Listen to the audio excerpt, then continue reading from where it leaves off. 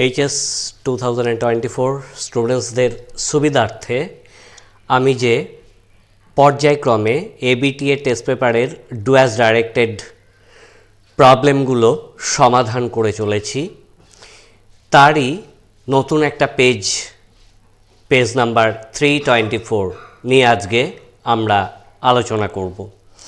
এর 4 I number question আছে, it takes much time to kill a tree, not a simple jab of knife will do it. প্রশ্নটা join into complex sentence. Complex সেন্টেন্সে তোমাদেরকে এটা join করতে হবে, অত্যন্ত সহজ।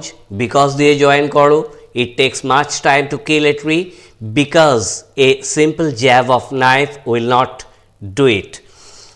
অথবা এই প্রশ্নের অ্যান্সারটাকে তোমরা এভাবেও করতে পারো, as a simple jab of knife will not do it, comma প্রয়োগ করে it takes much time to kill a tree. Double I নাম্বারের কোয়েশ্চেন আছে, are you going all the way to Dehra, I asked. এটাকে change the narration দিয়েছে। তোমরা test পেপারটাকে খুলে প্রশ্নগুলো দেখো এবং অ্যান্সারগুলো দেখো, পরবর্তীকালে নিজে সলভ করার চেষ্টা করো। এইভাবে প্র্যাকটিস করলে তোমাদের পরীক্ষার সময় কোনো প্রশ্ন আটকাবে না। এটার answer, I asked if C was going all the way to Dehra. তো এই কোয়েশ্চেনটা আমরা আগেও পেয়েছি। মনে রাখবে যে প্রশ্নগুলো টেস্ট পেপারের চ্যাপ্টারে রিপিট হচ্ছে সেই প্রশ্নগুলো কিন্তু ইম্পর্ট্যান্ট, এবং এই প্রশ্নগুলো নিজে করার সবসময় চেষ্টা করো, অন্যথায় অন্তত প্রায় মুখস্থের মতো করে রাখো, কেননা এইগুলোই দেওয়ার সম্ভাবনা অনেক বেশি। আশা করি তোমরা বুঝতে পারছো আমি যেগুলো আলোচনা করছি সেগুলো কতটা ইম্পর্ট্যান্ট, এবং এইচএসের রেজাল্টটা তোমাদের জীবনে মোস্ট ইম্পর্ট্যান্ট। তো এরকম প্রশ্নের অ্যান্সারগুলো পাওয়ার জন্য চ্যানেলটি সাবস্ক্রাইব করে রাখতে ভুলবে না। 3 নম্বর প্রশ্ন আছে, my father had neither much formal education nor much wealth. এটাকে প্রশ্ন বলা হয়েছে অ্যাফার্মেটিভ করতে, টার্ন ইন্টু অ্যাফার্মেটিভ। তাহলে অ্যাফার্মেটিভ করলে my father had less formal education and wealth, অথবা অ্যান্ডের পরেও একটা লেস ব্যবহার করতে পারো। My father had less formal education and less wealth. Next question, I normally ate with my mother. প্রশ্নটা আছে, লক্ষ্য করো, turn use the adjective of underlined words and rewrite. It was normal that I ate with my mother. যেগুলো LY যুক্ত শব্দ একটু মাথা ঠান্ডা রেখে করবে। এলওয়াই যুক্ত শব্দের এলওয়াইটা বাদ দিলে কিন্তু অ্যাডজেক্টিভ দাঁড়িয়ে যায়। বিউটিফুল হচ্ছে অ্যাডজেক্টিভ, নর্মালি নর্ম্যাল হচ্ছে অ্যাডজেক্টিভ।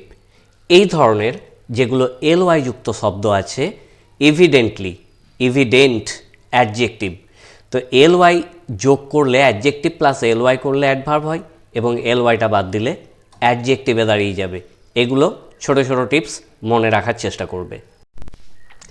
5 নম্বর প্রশ্ন, I am the most unhappy of men. Question দিয়েছে চেঞ্জ দ্য ডিগ্রি, অথবা change the degree of comparison. এই টাইপের প্রশ্নগুলোতে তোমাদের স্বাধীনতা থাকবে যে কোনো ডিগ্রিতে পরিবর্তন করার। প্রশ্ন যেটা দিয়েছে সেটা বাদ দিয়ে তোমরা যে কোনো ডিগ্রিতে পরিবর্তন করতে পারো। তো আমি প্রথমে এটাকে পজিটিভ ডিগ্রিতে পরিবর্তন করে দেখিয়েছি। No other man is so unhappy as I am, এবং এটার কম্প্যারেটিভ হচ্ছে I am more unhappy than any other man. সুতরাং এভাবে যখন ডিগ্রি জাস্ট চেঞ্জ করতে বলবে, যতক্ষণ না উল্লেখ করছে চেঞ্জ ইন্টু পজিটিভ ডিগ্রি বা চেঞ্জ ইন্টু কম্প্যারেটিভ ডিগ্রি, যদি উল্লেখ করে দেয় তখন কিন্তু তোমাদেরকে সেই ডিগ্রিতেই পরিবর্তন করতে হবে। আদারওয়াইজ তোমরা যে কোনো ডিগ্রিতে যে কোনো একটা অ্যান্সার করে আসতে পারো।